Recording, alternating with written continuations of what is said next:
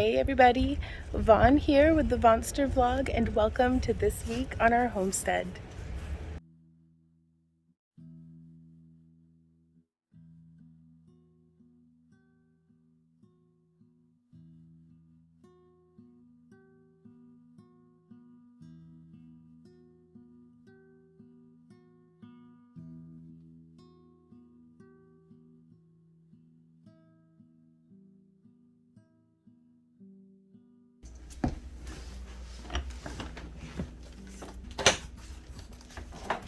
Alrighty, let's see.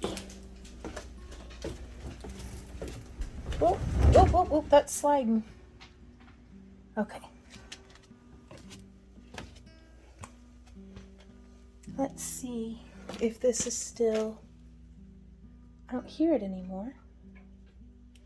No doggy. Nosy dog. Okay, let's see. So the basement was flooding because of the way that the roofers, you can see right where I have my light right there. That's where, and you can see there's still some seeping in, but it was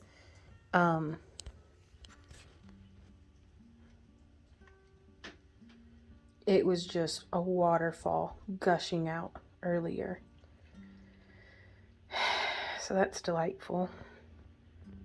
So I've just come up out of the to see if the has stopped flooding, and it seems to be doing okay. There's still a little bit of water trickling in.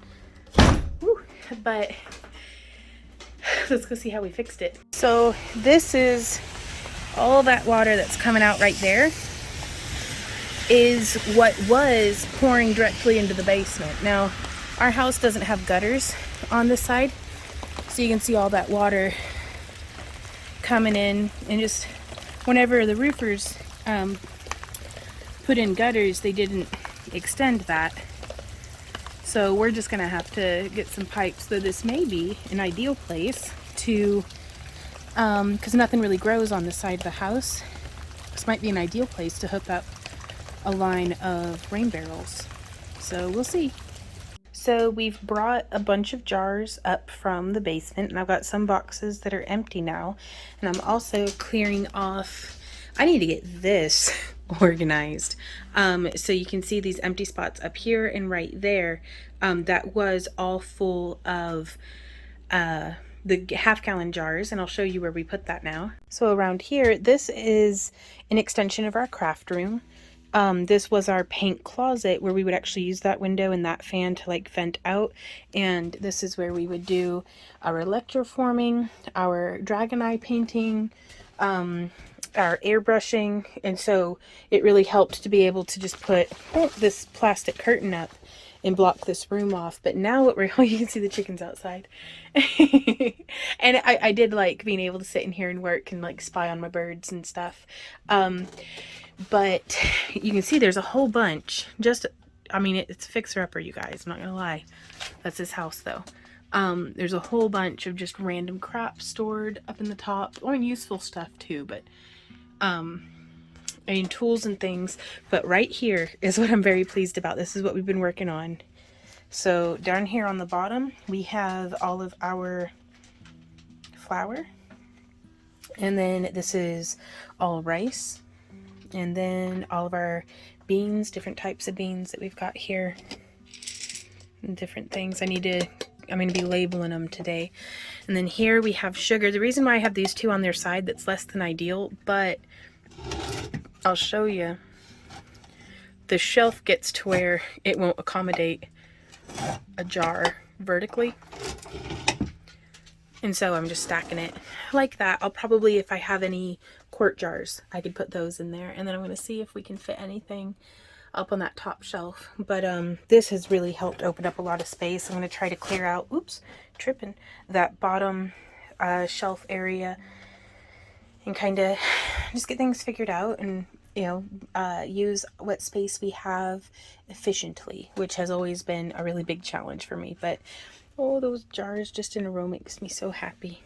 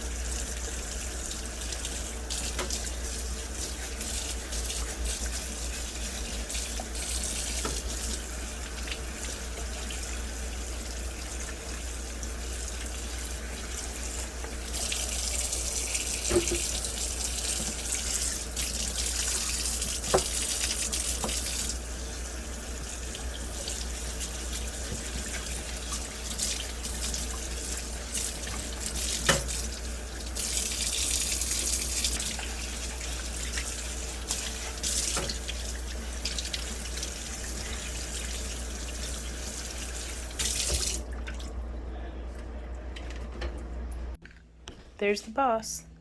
Hard at work. I'm just getting video of Ember looking very busy with her full day of being a cat.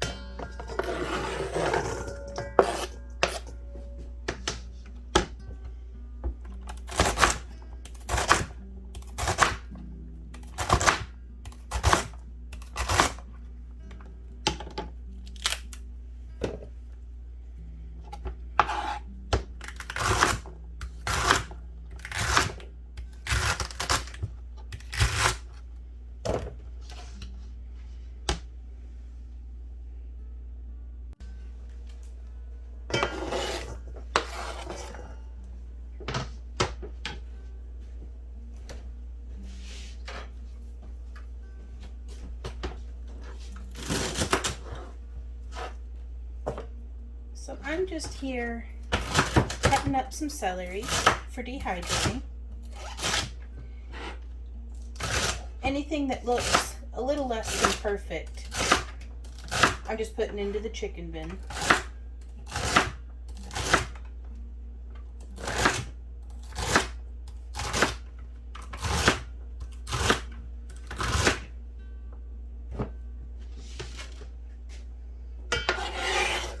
Now, I like to use organic celery. Typically, I'm not quite willing to pay the luxury prices on organic stuff, but if it's something that's very high water content, like any leafy greens or celery, stuff like that, I am willing to pay the bit extra for organic, just because I really think it does affect the taste. And I'm thinking we should probably do a taste test video, just a blind test, Randy and I, seeing if either of us notice a real difference, because that would be something interesting, I think. But I got 5 like clusters, like stalks, I guess, of celery, 5 plants of celery. And I'm just got it washed. And I'm getting it cut up into more or less even sizes. I'm not too picky about it because we're going to be drying it to bone dry. And they shrink so much. Like, if y'all thought the carrots shrunk a lot in our last vlog, this is even more so than that. So I'm going to keep on chopping.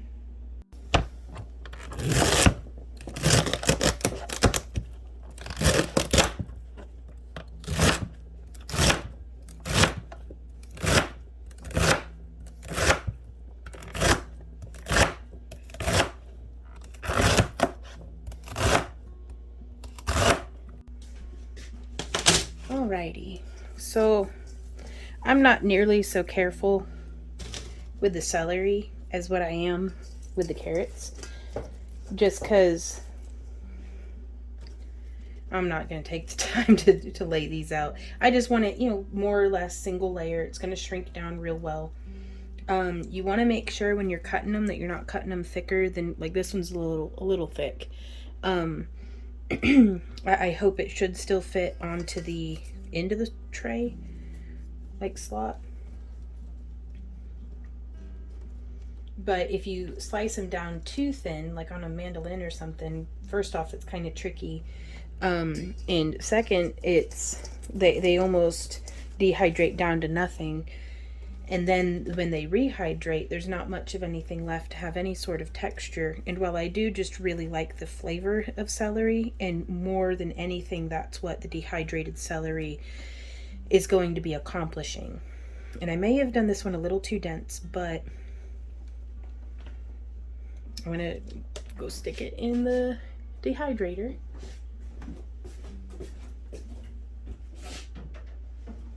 And it's a little too thick. Oh no. Okay. Well, on that one at least, I'll show you when we get it all loaded. I might be able to fit all of these onto just 5 trays. Just because I did do some of them really thick. And I'll show you how we have the dehydrator loaded. But I'm going to be storing these the same as the carrots in vac sealed bags, kind of per recipe, because I am going to be using them in soups and stews.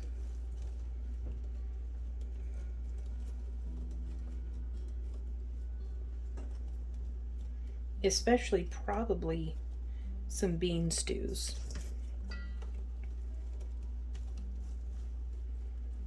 And so any way that I can give some concentrated flavor to stuff like that makes me real happy. Okay, gonna load this in.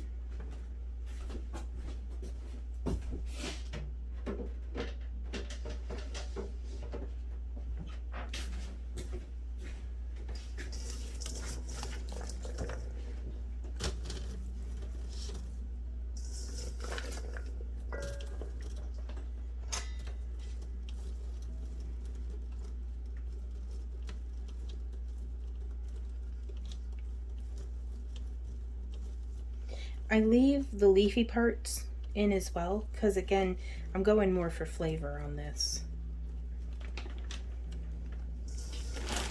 Oh, it is getting windy. Is everything all right? It's been thunderstorming and raining, and the basement's been flooding, and the door just got burst open.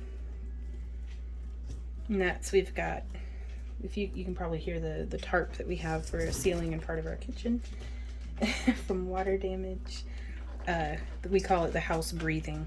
It kind of breathes when the wind blows. Okay, gonna get this loaded as well, and then it looks like we've got 1 more tray's worth.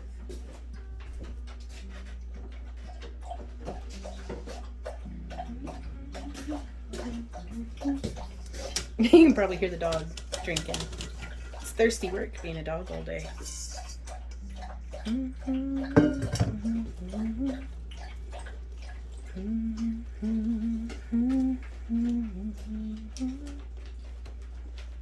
So yeah, that's just perfect. Let's go ahead and take this over to the dehydrator. Now with the celery, I didn't bother blanching it at all, and that takes a whole lot of the work out of the whole process from compared to what we were doing with the carrots. So you can see here, I've only loaded every other tray because otherwise they're just a little too thick, but I think that'll be just fine. So I'm going to take this. Whoa. It's hard to do one-handed, but here we are. And I'm just going to pop it up to 125, and it's not plugged in. Let's get it plugged in. So that's the sound it makes when it's plugged in. It's got that fan in the back, and I'm going to set a timer, and I'm going to come back and check on it every hour because we may benefit from turning and possibly stirring, but we'll see. So the washer's real loud, but it's been about 2 hours. Ooh, it actually fogged up the camera. It smells like hot celery in here, and I'm not going to lie to you, it smells pretty good. Some of the pieces you can see are already dehydrated, some of like the leaf parts, but for the most part it's still pretty plump. So I'm going to leave this to run overnight, and we'll check in on it in the morning. Oh, there's a Z-Dog having breakfast. Who's a good boy? Look at that tail wagging. He's a real good boy. So it is the following morning, and these are, ooh, look at how much those shrunk down, y'all. This is how our celery is looking. Let's set that up there. So yeah, we're looking for, it could actually stay in a little longer on some of the thicker pieces. So, because I was looking for a snap, not a leathery bend. So we'll be turning this back on and running it just a little bit longer. So it has been all day, And this is what I'm looking for.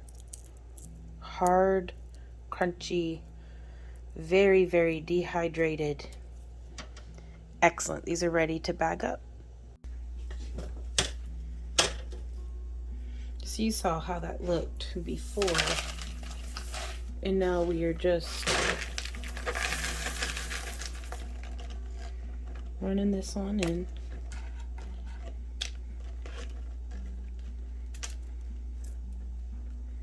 The leaves are basically, ooh, bumping the tripod.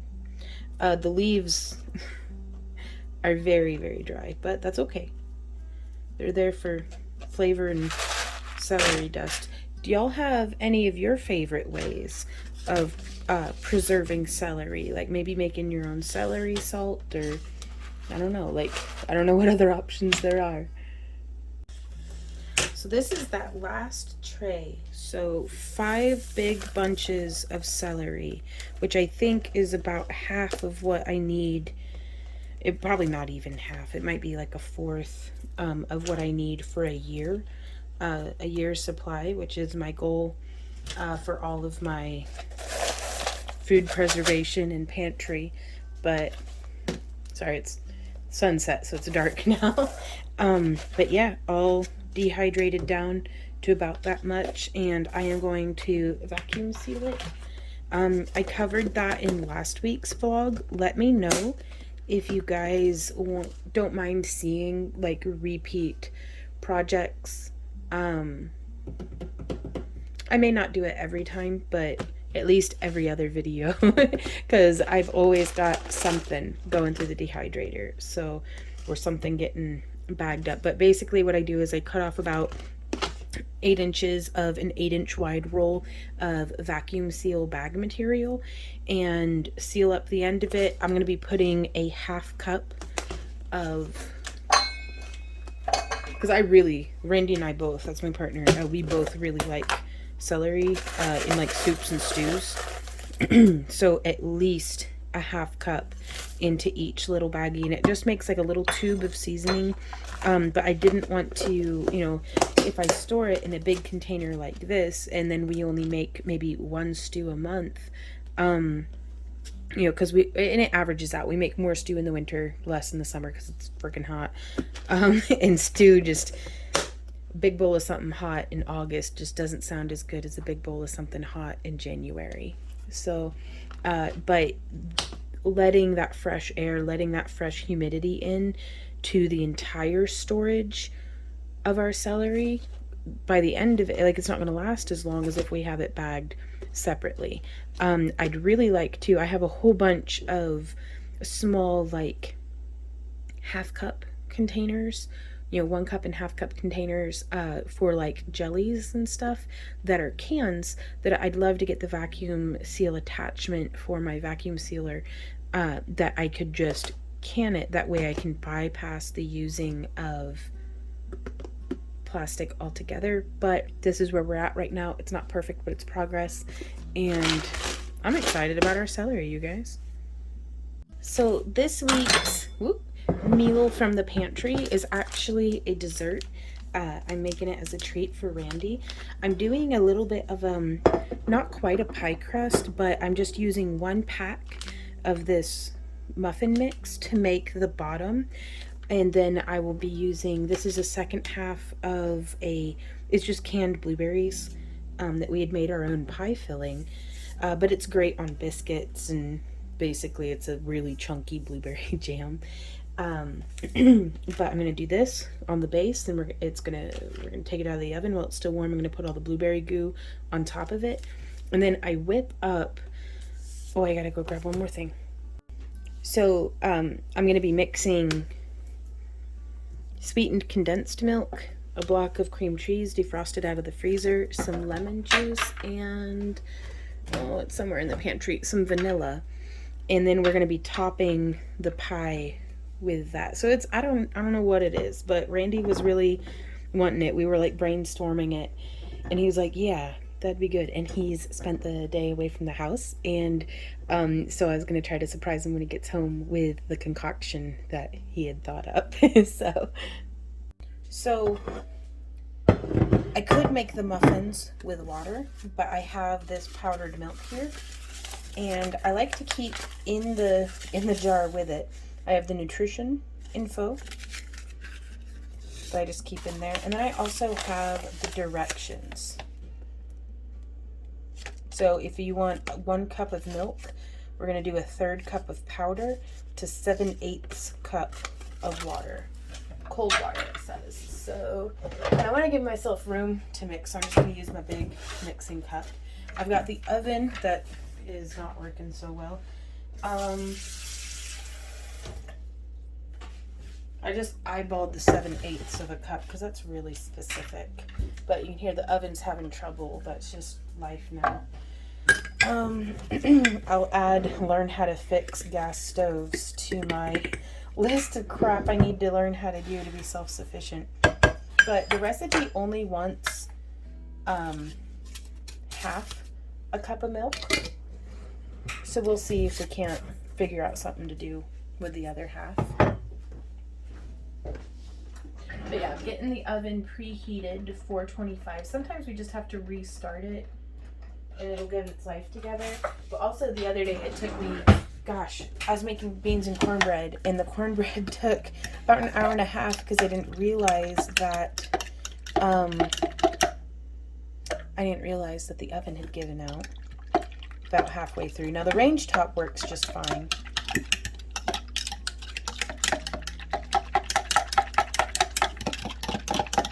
But we've been pinching pennies and trying to live frugal, but we try to live by the, if we can't afford to buy 5 of them, we can't afford to buy 1 of them.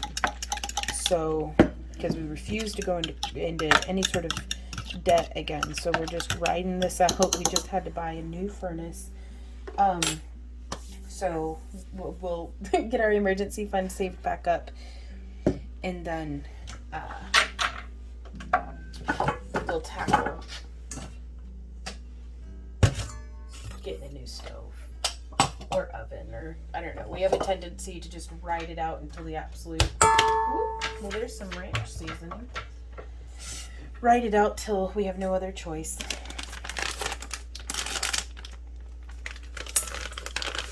So, and again, it just wants the half cup. Well, that's nice and foamy though, isn't it? Let's measure it about half. Looks like milk, smells like milk. There we go.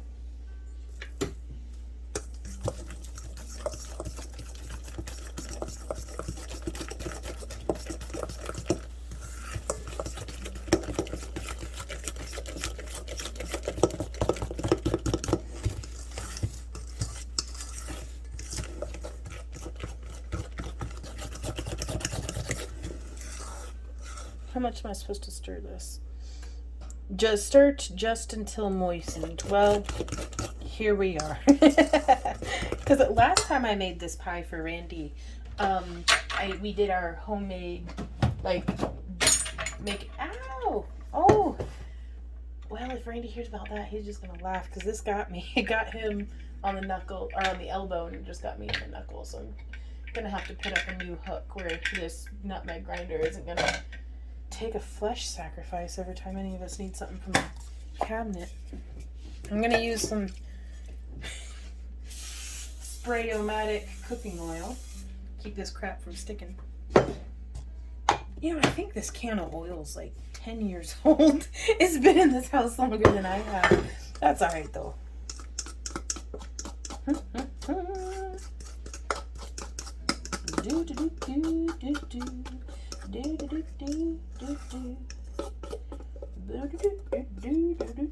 I don't know how I'm going to get this all spread around. You know, a spatula would really, like a rubber spatula. Oh yeah. What's the point of having tools if you're not going to use them? These are probably my favorite. These little silicone spatulas are just perfect, and they came like in a set. I think Randy had gotten them for me. I don't know, he gets me stuff all the time, but it was around our 17-year anniversary, so it's like, yeah. But I use them every day. It was a set of like 4. And they're just perfect. Especially for cleaning out. Like this one's really great for, it's the smallest. Well, one of the smallest from the, batch. And I'm going to try to kind of encourage this out. I'm not going to try to get it climbing up the sides of the pie pan or anything. But I am just going to try to get it leveled out just a little bit. There we go. Oh, that's looking better.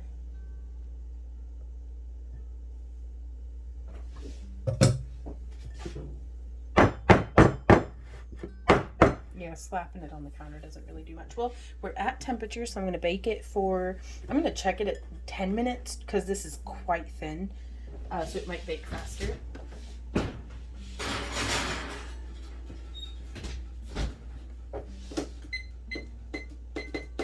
So while that is cooking, we're going to get the cheesecake part, the cream cheese part put together. Well, I thought I was recording, but I wasn't. This is sweetened condensed milk. I know the lighting is amazing, but just bear with me. This is a modified recipe from Randy's sister used to make. They called it a cheesecake before she passed. And so Randy really likes it. I think not just because it tastes good, but the memories that come with it. And so I've had this cream cheese sitting out. You want the full fat stuff because it just tastes better. And it creams up nicer too. But, and especially being from frozen, that's a really good texture on that one. And there's our oven clicking on. I hope it just behaves itself. But I think she used to make it with lime juice, if I remember correctly.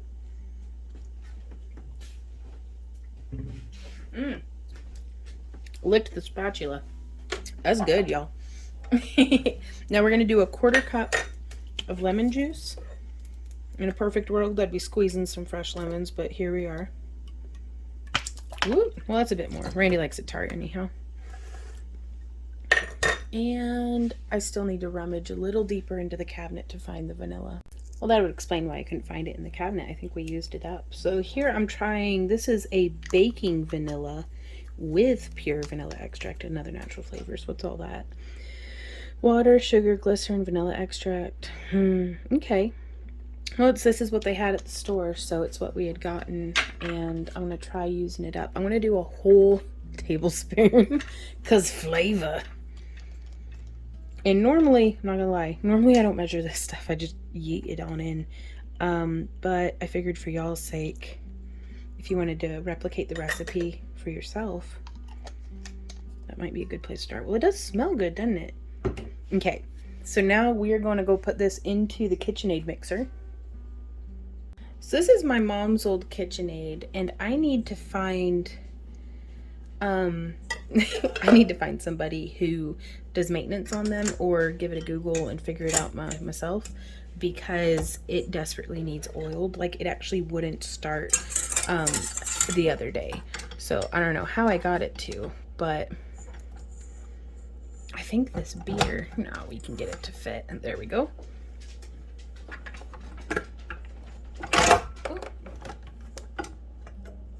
This mixer's too big. The beater's too big for the bowl, y'all.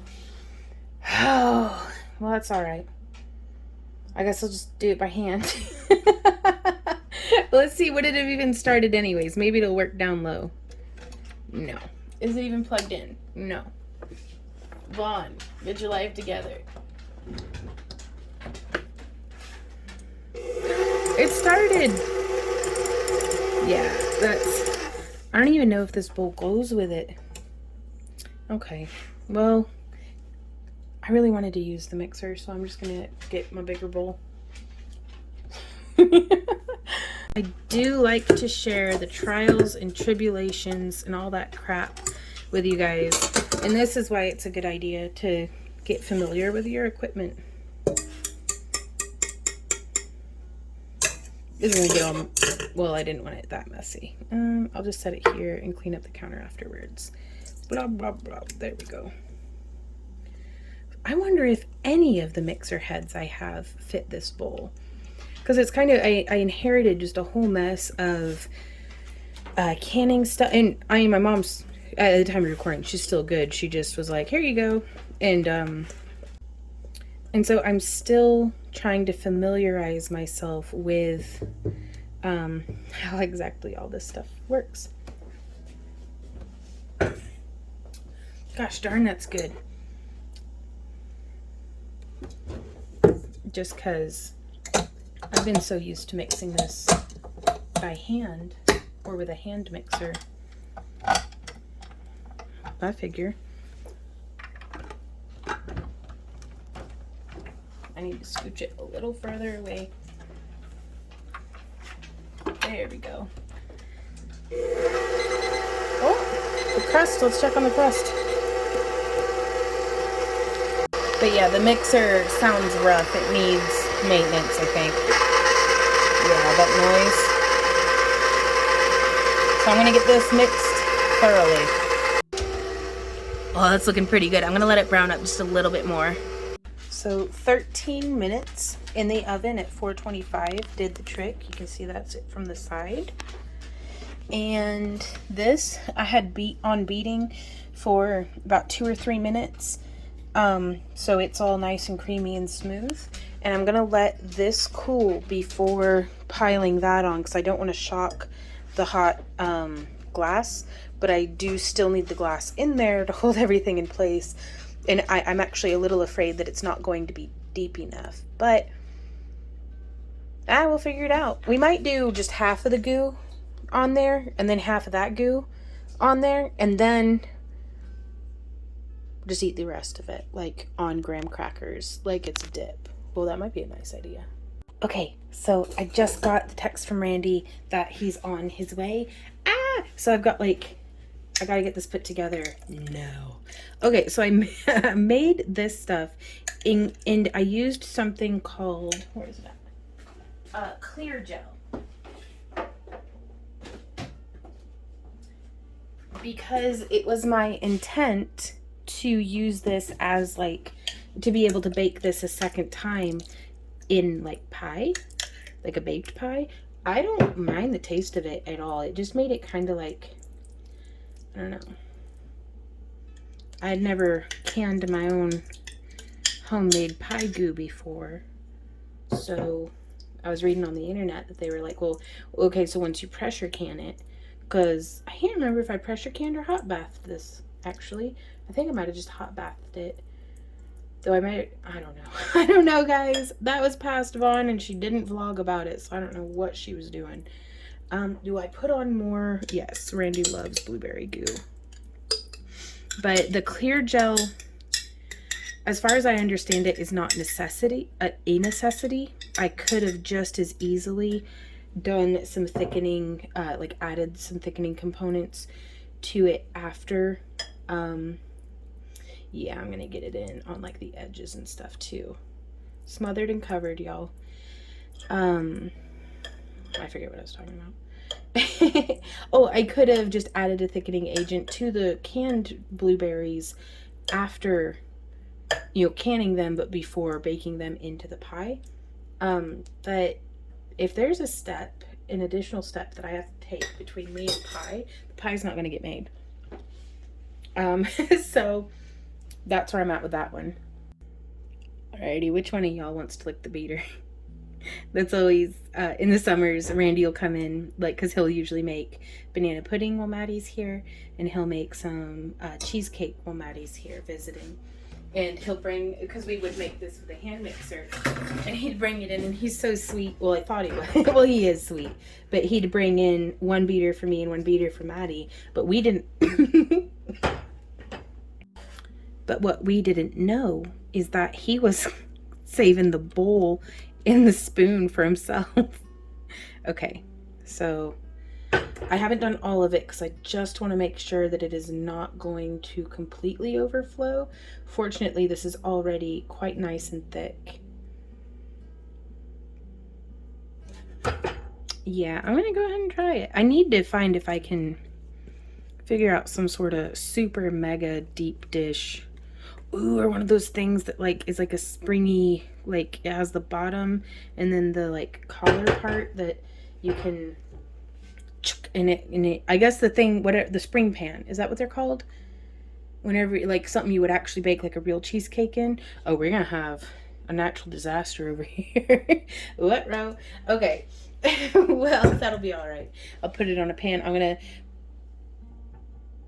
put this on a pan and stick it in the fridge and hide it in there, so hopefully he won't know until he opens the fridge and he'll be like, ah, I'm so excited. Open the fridge. What you doing in this fridge, girl? This looks good. Yeah? It's still warm, too. Yeah, I was hurrying. Oh, you did a berry bottom of the muffins? Uh-huh. So it happens when you... I don't know, I haven't tasted it yet. You excited? Yeah. Me too.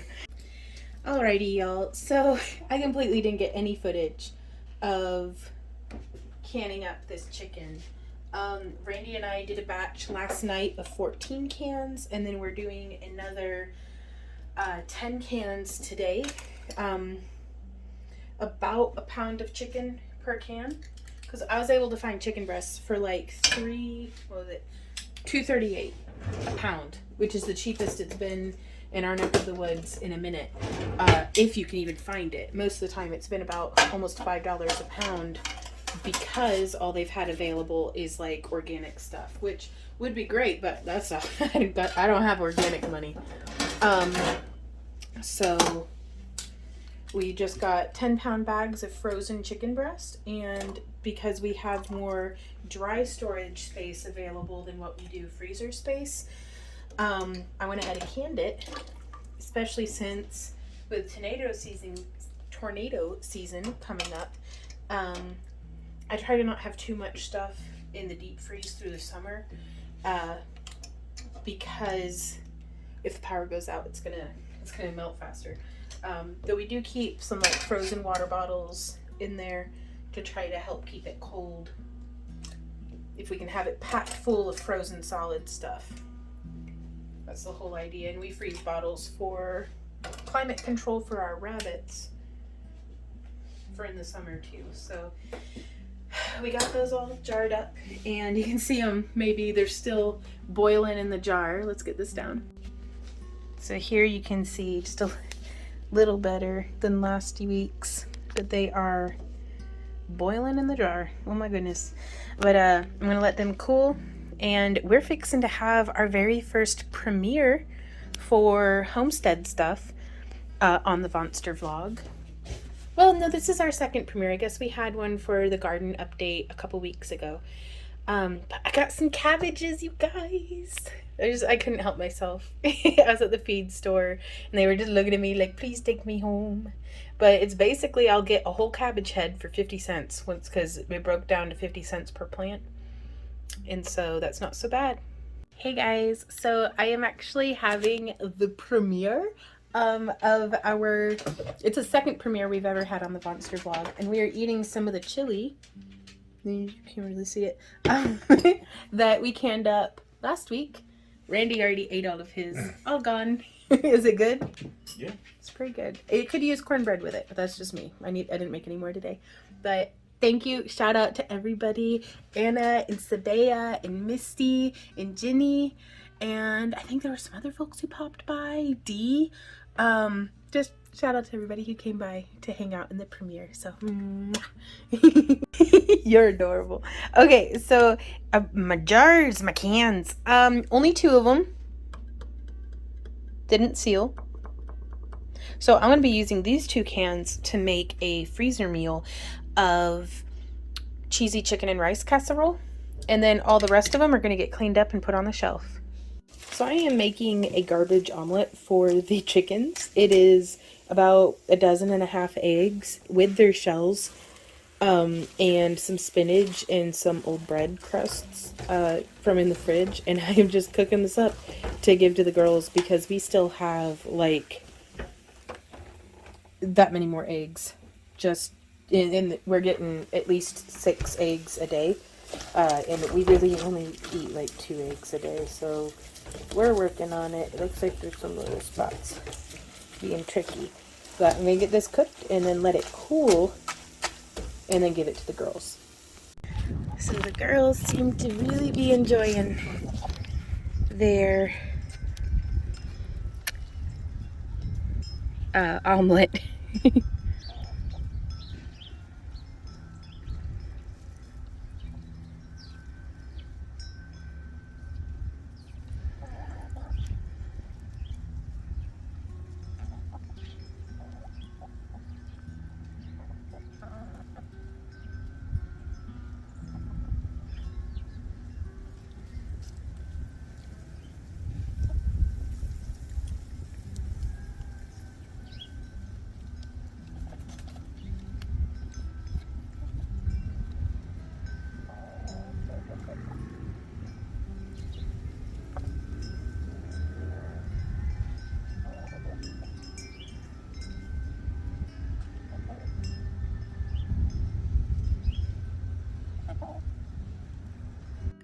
So we got the curtains hung in there's 3 blackout curtains hung now over the window. So now the pantry is mostly kept in the dark, like all our beans and rice and stuff. But I will need to put a curtain over this door to keep all the light out. Oops, but this is definitely better than what it was. Hey guys, that's this past week. It has been another doozy of a week again, but that's how it goes. We got a lot done, but there's still so much more left to do, and I'm very excited to share that with you in next week's This Week on the Homestead. So if you guys are interested in seeing that, you can subscribe to the channel. We actually got approved for memberships. That's pretty cool, and becoming a member gives you access to our practical prepper pantry guide that we will have continuous updates to. And it's our goals with that is to have the guide, which is basically like, okay, where do I even begin? We're putting together like where do I even begin? I'm putting together a video tour of our pantry along with recommendations and different things, and it has an accompanying worksheet that I'm using for me to keep track of my consumption, what I have in stock, what needs replaced, just pertinent information like that. And I wanted to make that available to you guys. So what started as just the speaking notes for the tutorial and my own like Excel spreadsheet basically, we were making available to y'all like the speaking notes turned into a written guide because I just kept fleshing it out and kept adding more ideas, and we're hoping with y'all's input as well to be able to keep fleshing it out with more ideas, with more recipes direct from the pantry and just different things like that. So I look forward to chatting with y'all down in the comments. I'm sure Future Ron has enjoyed chatting with everybody here in the premiere. So hey everybody, mwah. I'm so glad you were able to make it. And let's get next week started. So we will see y'all in our next video. And until then, keep on keeping on, you guys. Mwah. Bye.